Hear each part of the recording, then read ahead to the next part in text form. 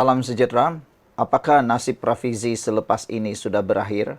Adakah karier politik Rafizi sudah berakhir? Nampaknya jawaban kepada persoalan itu ialah Rafizi akan lebih kuat. Rafizi akan bangkit semula dan Rafizi akan lebih hebat lagi di lapangan. Cerita yang paling tepat ialah selepas Rafizi bukan lagi timbalan Presiden PKR, yang perlu takut ialah UMNO dan juga Perikatan Nasional. Kerana selama ini Rafizi sibuk dengan kepimpinan, sibuk sebagai seorang menteri. Dengan kekalahan Rafizi, hikmahnya ialah Rafizi akan lebih bebas bersuara. Rafizi akan lebih bebas untuk menyangga setiap serangan terhadap PKR dan tidak akan lagi mudah-mudahnya Perikatan Nasional menyerang Kerajaan Madani, Kerajaan Perpaduan ini dan PKR khususnya, dan paling lebih hebat, Akmal Saleh akan bertemu ruas selepas ini apabila Rafizi Ramli benar-benar bukan lagi Menteri Keuangan, Menteri Ekonomi, dan beliau tidak terikat lagi dengan profesionalisme di dalam kabinet. Jadi, awas dan tunggulah kehadiran kemunculan semula Panglima Perang PKR yang selama ini hampir mendiamkan diri kerana terikat. Kali ini, kalah pemilihan PKR bukan penamat buat Rafizi. Ini kata penganalisis politik. Awang Azman Pawi berkata, Rafizi Ramli patut jadi seperti ular menyusur akar, tidak akan hilang bisanya. Penganalisis berpendapat, kekalahan Rafizi Ramli dalam perebutan jawatan timbalan Presiden PKR bukan penamat bagi kerjaya politiknya.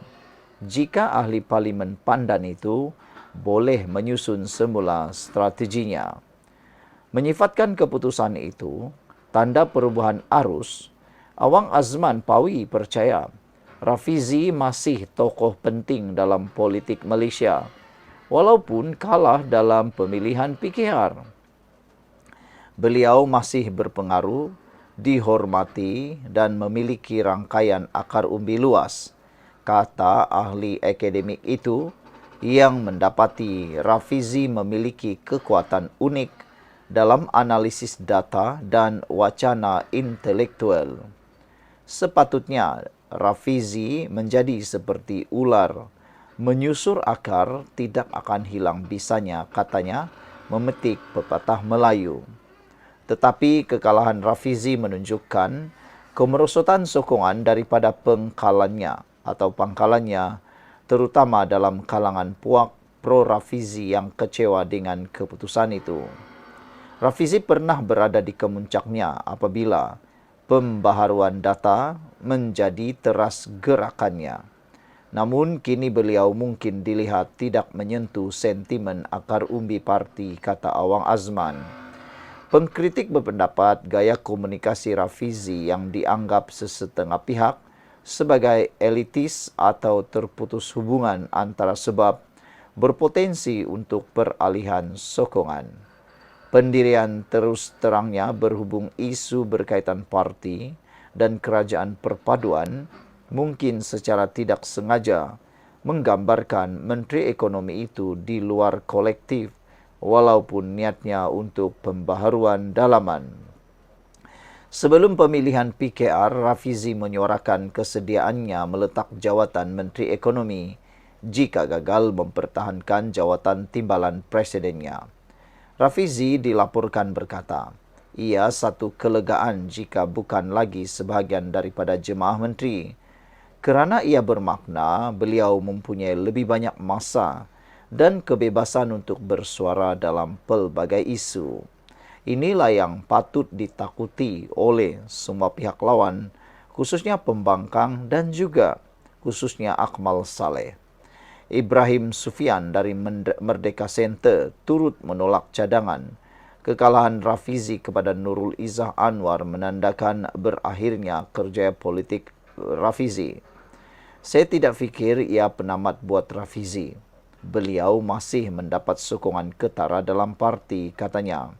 Saya percaya beliau boleh melengkapkan Nurul Izzah dalam persiapan parti menghadapi PRU16 dan terus memainkan peranan membina kelak. Seorang lagi penganalisis politik, James Chin, berkata, kerjaya Rafizi belum berakhir, tetapi mengingatkan langkah seterusnya kritikal. Ini bukan penghujung jalan buat Rafizi. Ia bergantung kepada apa dipilihnya sekarang. Jika beliau marah dan melepaskan semua jawatan, maka ia akan menjadi sangat teruk, kata James Chin. Apa pula pendapat anda untuk isu kali ini? Adakah Rafizi benar sudah mengalami penghujung kerjaya atau ini baru permulaan buat Rafizi? Sekian dulu untuk kali ini. Jangan lupa tinggalkan komen anda. Salam sejahtera. Rafizi diramal keluar parti, menubuh parti, dan khianat parti. Semuanya itu bohong belaka. Selepas mendiamkan diri, akhirnya Rafizi bersuara. Ini ucapan pertama Rafizi selepas kalah dalam pemilihan timbalan Presiden PKR. Terima kasih, kata Rafizi Ramli. Saya telah mengendalikan banyak kempen politik sebelum ini. Tidak pernah dalam mana-mana kempen itu yang begitu ramai rakyat biasa lantang menyokong dan membina naratif kempen yang memuncak. Kemudian disusuli kekalahan yang begitu ketara. Oleh itu, saya terhutang budi yang amat besar kepada rakyat Malaysia biasa yang menyokong kempen saya.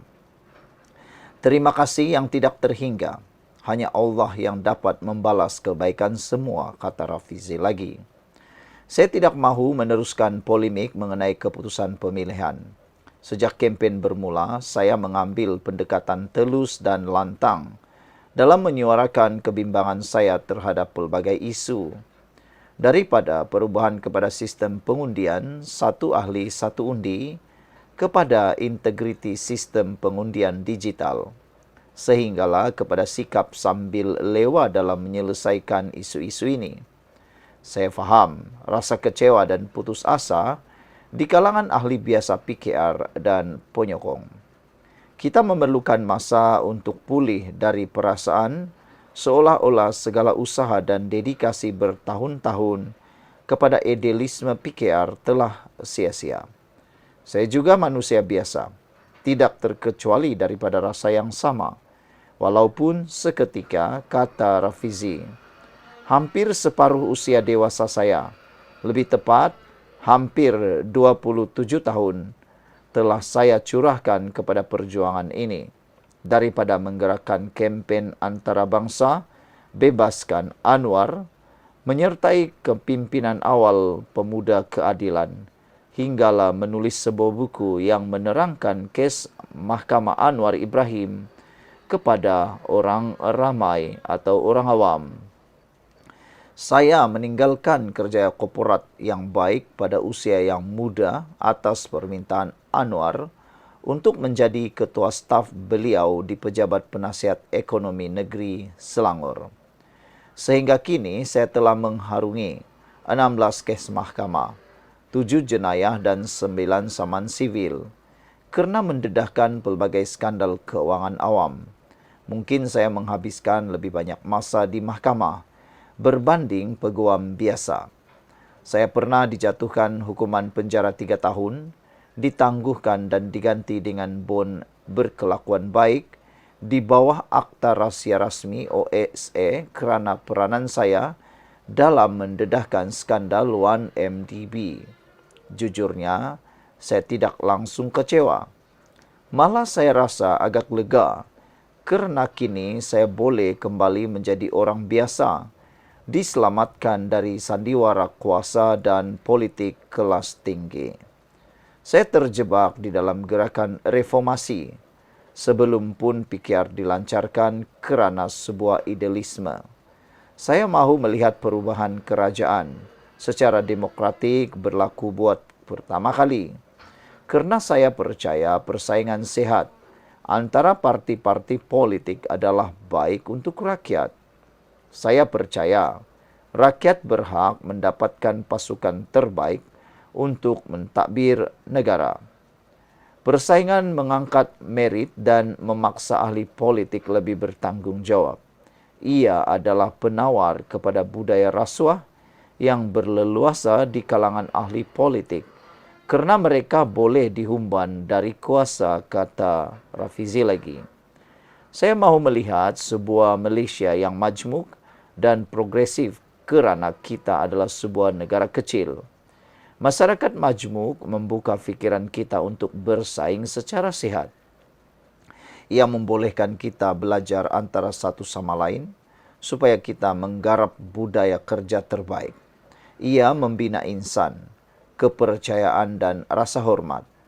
Persaingan mempersiapkan kita untuk bersaing di peringkat global. Semua ini mampu membawa kemakmuran dan kehidupan yang jauh lebih baik kepada ramai rakyat Malaysia, kata Rafizi. Saya kekal dalam PKR selama 27 tahun, kata Rafizi lagi. Saya menyertai PKR kerana idealismenya ini dan manfaatnya kepada rakyat.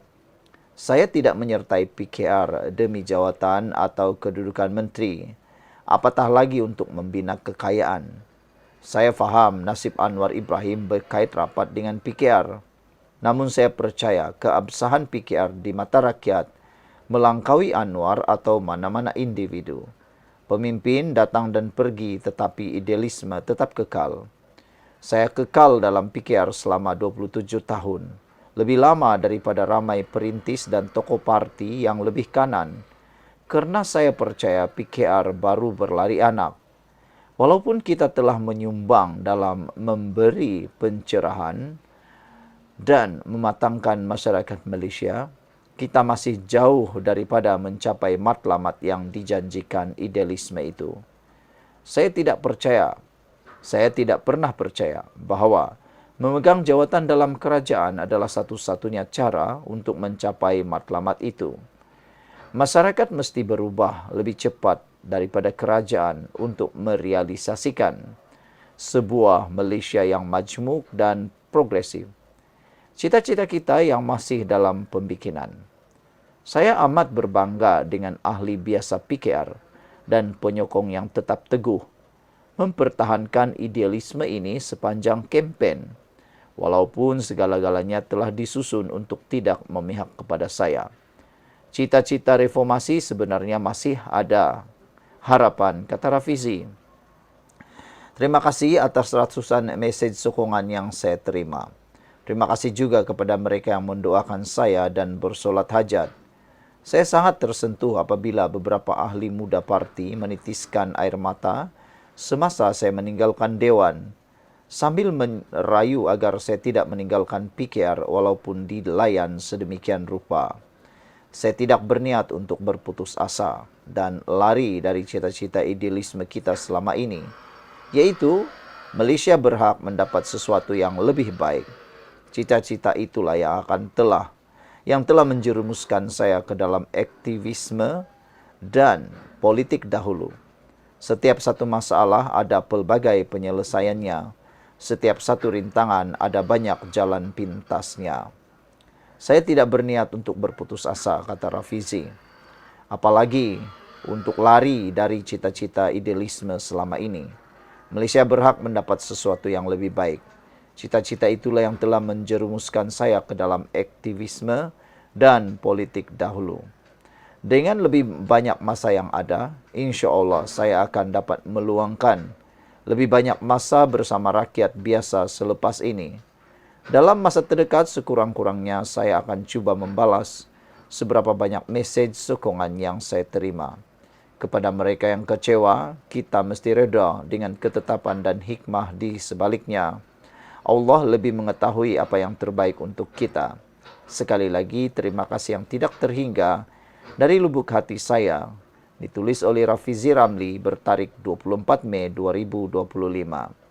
Persoalan penting sebelum kita berpisah, adakah Rafizi akan meletak jawatan sebagai Menteri Ekonomi? Siapa yang akan menggantikan beliau?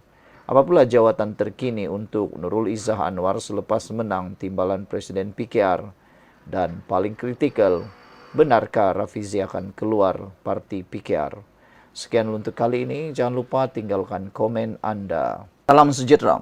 Saya kongsikan kepada Anda semua senarai penuh keputusan pemilihan pusat PKR 2025 dan akan berakhir tahun 2028. Berikut ialah senarai penuh keputusan pemilihan pusat PKR seperti yang diumumkan. Secara rasminya, pemimpin tertinggi PKR, Presiden menang tanpa bertanding Datuk Seri Anwar Ibrahim. Yang menjadi tanda tanya ialah, adakah pada tahun 2028 Anwar Ibrahim akan jadi Presiden lagi? Seingat saya, menurut Perlembagaan Parti PKR, Anwar Ibrahim perlu lepas jawatan kerana sudah cukup tempoh. Saya tak berapa pastilah, tapi Anda lah yang tulis sendiri. Ada juga yang mengatakan bahawa mungkinkah pada 2028 Rafizi Ramli akan mencabar jawatan Presiden ini dengan Anwar Ibrahim. Ada netizen yang setuju kalau Rafizi Ramli mencuba sejauh mana Anwar Ibrahim boleh tergugat kalau mereka bertanding 1-1. Apa pula pendapat kamu semua? Tulis dalam ruangan komen pada pendapat anda, layakkah Rafizi menentang Anwar Ibrahim sebagai Presiden PKR? Di tempat kedua, iaitu Timbalan Presiden kini disandang oleh Nurul Izzah Anwar dengan mendapat 9,803 undi. Berikut pula ialah naib presiden, iaitu 4 orang yang tertinggi yang telah dipilih oleh perwakilan. Dengan undian paling tertinggi diterima oleh Amiruddin Syari sebanyak 7,955 undi. Manakala Ramanan Ramakrishnan mendapat 5,895 undi. Dan di tempat yang ketiga, naib presiden ialah Aminuddin Harun Tokmin dengan mendapat 5,889 undi. Dan naib presiden keempat PKR tahun 2025 hingga 2028 ialah Chang Lih Kang 5,757 undi. Yang menjadi kontroversi untuk 4 orang pemimpin tertinggi naib presiden PKR ini ialah apabila Ramanan Ramakrishnan memenangi jawatan sebagai muka baru. Ada yang cuba mempersoalkan bagaimana Ramanan atau Ramanan ini boleh mendapat jawatan naib presiden walhal beliau baru sahaja menyertai PKR. Dan berikut pula Majlis Pimpinan Pusat MPP, antara calon yang mendapat undi tertinggi ialah Fahmi Fadzil 4,811 undi. Kedua, Adam Adli 4,798 undi. Ketiga, Chan Ming Kai 4,753 undi. Keempat, Gunaraja R. George 4,699. Kelima, Azlan Helmi 4,699. Keenam, bekas Menteri Pendidikan Dr. Mazli Malik 4,694. Ketujuh, Goh Chun Ek 4,669. Kelapan, Nurin Aina 4,669. 9. Elizabeth Wong Kiat Ping 4,668. 10. Abdul Zulkifli Abdul Awang Abang Zulkifli Abang Engkuh 4,668. 11. Siti Aisyah Syekh Ismail 4,665. 12. Syed Ahmad Abdurrahman Al-Haddad alias Ultimate 4,467. Ke-13, Akmal Nasrullah Muhammad Nasir 4,455. 14, Abdi Abdul Manan 4.444. 15. Li Chian Chung 4.416. Ke-16. Azam Karab 4.403. 17. Said Ibrahim Said No 4.389. 18. Kumareshan Aramugam 4.373. 19. Sim Chon Siang 4.372. Dan ke-20 Siva Malar Ginapati 4.366. Angkatan Muda Keadilan AMK pula dibarisi oleh Ketua AMK, dimenangi oleh Muhammad Kamil Abdul Munim, menang tanpa bertanding. Dan semalam timbalan Ketua AMK Izzuan Kasim memenangi dengan undi 3.339 undi. Naib Ketua AMK Pusat pula ialah Nabil Halimi 2.784 undi. Dr. Muhammad Taufik bin Johari di kedua 2.780 undi. Di tempat yang ketiga Chiu Chon Man CM 2.353 undi. Dan berikut adalah Majlis Pimpinan AMK Pusat seramai 20 nama, iaitu Zulhilmi Zainul 1.936 undi. Kedua, Attila Sani 1.935 undi. Ketiga, Muhammad Fazli Roslan 1.935 undi.